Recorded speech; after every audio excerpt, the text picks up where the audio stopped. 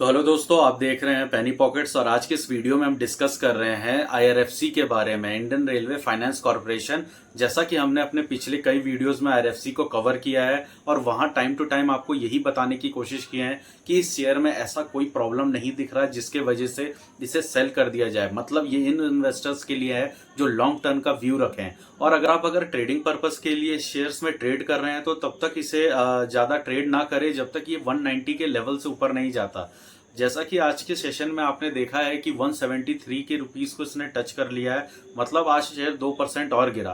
तो काफी दिनों से और एक महीने से अगर कहा जाए तो ये अपने जो ऑल टाइम हाई है 229 रुपए, वहां से 23% नीचे गिरते हुए ये 172 के लेवल पे आ गया, 173 पे ट्रेड कर रहा है। यहाँ हम इन्वेस्टर्स को समझने की ये बात है कि जब इस शेयर का अच्छा बुल फेस चल रहा था, जब ये 20 रुपए से 200 रुपए तक गया, 10 गुना हुआ, बार कंसोलिडेट भी किया। लेकिन आपको ये समझना चाहिए कि एक साल में ये 200% तक का रिटर्न दे चुका है और पिछले 2 साल में खास करके 2023-24 का 23 इसके लिए इतना बढ़िया रहा है कि जहां बहुत सारे इन्वेस्टर्स को इसने प्रॉफिट भी कमा के दिया है और बहुत सारे ऐसे इन्वेस्टर्स हैं जो नीचे के लेवल पे अच्छे खासे क्वांटिटी के साथ इस शेयर्स में बने हुए हैं। तो बात यहाँ ये आती है कि अब क्या इसमें बने रहे या निकल जाएं। बहुत सारे एक्सपर्ट तो ये कह रहे हैं कि इस शेयर में पोटेंशियल तो बहुत ज्यादा है, लेकिन ये इतना चल चुका है कि थोड़ा टाइम तो ये कंसोलिडेट करेगा ही। क्योंकि ये वो टाइम चल रहा था जब रेलवे की तरफ गवर्नमेंट का इतना ज्यादा अट्रैक्शन था और गवर्नमेंट इसका जो कैपेक्स है, जो इसके फंड्स हैं, वो इतना ज्यादा इन्फ्लुएंस कर रही थी कि मार्केट में रेलवे को लेके इतना हाइप बना था। जितने भी इंडियन रेलवे के शेयर हैं मार्केट में लिस्टेड हैं, वो सभी बुल फेज में अच्छा खासा चले। वो सभी शेयरों में आपको अच्छी खासी बढ़ोतरी देखने मिली है, एक्सेप्ट आईआरसीटीसी जो कि हाफ लिमिटेड कंपनी है। कि यह है कि जब ये शेयर अपने ट्रेंड में था तो गवर्नमेंट की तरफ से बहुत बड़े बड़े कैपेक्स का जो अनाउंसमेंट हुआ, जो कि 2,62,000 करोड़ के अराउंड है। मतलब 2.5 लाख करोड़ से भी ज्यादा का फंड जो आईआरएफसी के थ्रू होके बाकी अदर कंपनियों में और इंडियन रेलवे का जो डेवलपमेंट है उसमें लगने वाला है। आईआरएफसी वैसे भी पूरी तरह से एनबीएफसी कंपनी है गवर्नमेंट के रेलवे सेगमेंट के लिए, जो मार्केट से पैसा उठाती है और अपने रेलवे के जितने भी अदर कंपनीज है उसमें इन्वेस्ट करती है। यहां तक कि आईआरएफसी रेलवे के ही अपने कई कंपनियों को पैसा ब्याज पे देती है। 2 लाख से ऊपर का इसका मार्केट कैप होते हुए भी इसके पास 26,000 करोड़ तक का रेवेन्यू आता है। और इस रेवेन्यू में अगर एक्सपेंसेस की बात की जाए तो यहाँ समझने की बात है कि इस कंपनी का अपना एक्सपेंसेस बहुत ही कम है। 25 लोगों का तो एम्प्लॉय है, तो एम्प्लॉय की सैलरी पे ज्यादा खर्च नहीं होता। और इस कंपनी का जो एनपीए है वो भी काफी कम है। यहाँ एक चीज जो आईआरएफसी को बाकी कंपनियों से अलग बनाता है, यहाँ समझना चाहिए कि आईआरएफसी आने वाले क्वार्टर्स में या जितना भी प्रॉफिट जनरेट करेगा वो नॉन टैक्सेबल अमाउंट होता है। गवर्नमेंट इस कंपनी से टैक्स नहीं लेती क्योंकि इस कंपनी के अंदर गवर्नमेंट का 85% का हिस्सेदारी है, जिसे समय समय पे गवर्नमेंट डाइल्यूट करते रहती है, कम करते रहती है। क्योंकि सेबी के जो रूल्स हैं उसके हिसाब से किसी भी सिंगल एंटिटी को 75% से ज्यादा का मालिकाना हक नहीं मिलता है। तो ऑब्वियस है कि गवर्नमेंट अपना तो जो स्टेक है उसे तो लूज करेगी और वो 75% तक लाएगी। तो यही दौर है जिस समय हाईएस्ट रेट पे गवर्नमेंट ने बहुत सारा अपना स्टेक कम भी किया है। और यहाँ पर आजकल आप देख ही रहे हैं कि जब शेयर में उतना ज्यादा स्ट्रेंथ नहीं है तो इसका एक कारण होता है वॉल्यूम।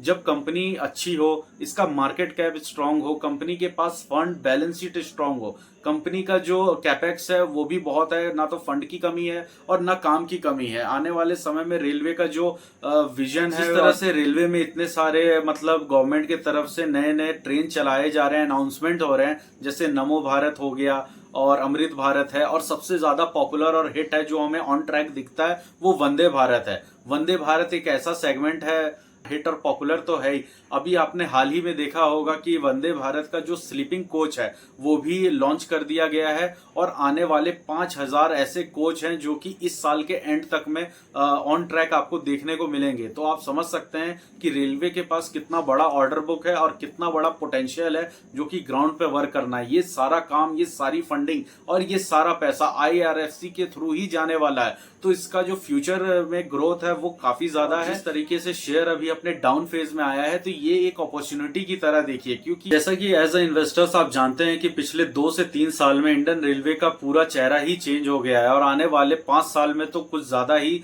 चेंजेस आपको देखने मिलेंगे। और इसके साथ ही साथ इंडियन रेलवे अपने जितने भी बड़े रेलवे स्टेशन है, हर सिटी का जो मेजर टॉप का रेलवे स्टेशन होता है, जैसे दिल्ली का दिल्ली रेलवे स्टेशन हो गया, इन सबको रेनोवेट करने में लगा है।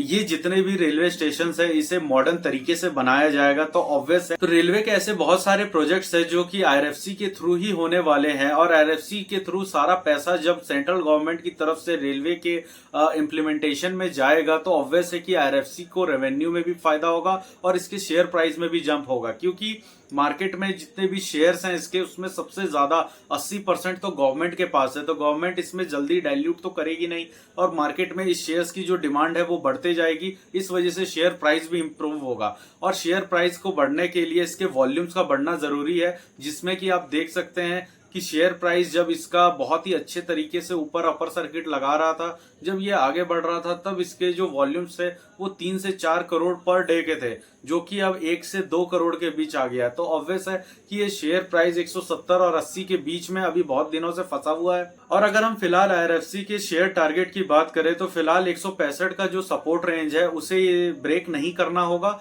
और वहां से ऊपर की तरफ जब तक ये 190 या 200 का लेवल पार नहीं करता, इस शेयर में मतलब थोड़ा मूवमेंट कम दिखेगी, लेकिन यहाँ वॉल्यूम्स को बढ़ना पड़ेगा। जब तक वॉल्यूम बढ़ेगा नहीं इस शेयर में मूवमेंट नहीं दिखेगा। लेकिन एक बार अगर ये वापस अपने 200 के लेवल को ब्रीच करता है, जहां की ये 229 रुपए तक जा चुका था, मतलब पोटेंशियल तो है, तब इस शेयर में नए इन्वेस्टर्स और नए ऐसे वॉल्यूम देखने मिलेंगे, जिसके वजह से ये शेयर्स हो सकता है कि आने वाले समय में 300 रुपए तक जाए। लेकिन उसके लिए थोड़ा लॉन्ग टर्म का विजन रखना पड़ेगा, थोड़े और कुछ महीने देने पड़ेंगे, और कुछ क्वार्टर्स का जो बैलेंस शीट है वहां पे देखना पड़ेगा कि अगले 2-3 क्वार्टर में कंपनी कैसा परफॉर्म कर रही है। कंपनी के परफॉर्मेंस पे ही इसके शेयर प्राइस की मूवमेंट आने वाले क्वार्टर्स में अगर कंपनी अच्छा परफॉर्म करती है, रेवेन्यू अच्छे आते हैं और प्रॉफिट बढ़ करके आते हैं, तो शेयर्स को एक वॉल्यूम का मूवमेंट मिलेगा, जिसके वजह से ये ऊपर की तरफ जाना स्टार्ट करेगा। और वहां से अगर 200 का लेवल ब्रीच होता है तो बहुत ही अच्छे अपसाइड टारगेट्स देखने मिलते हैं, जहां पे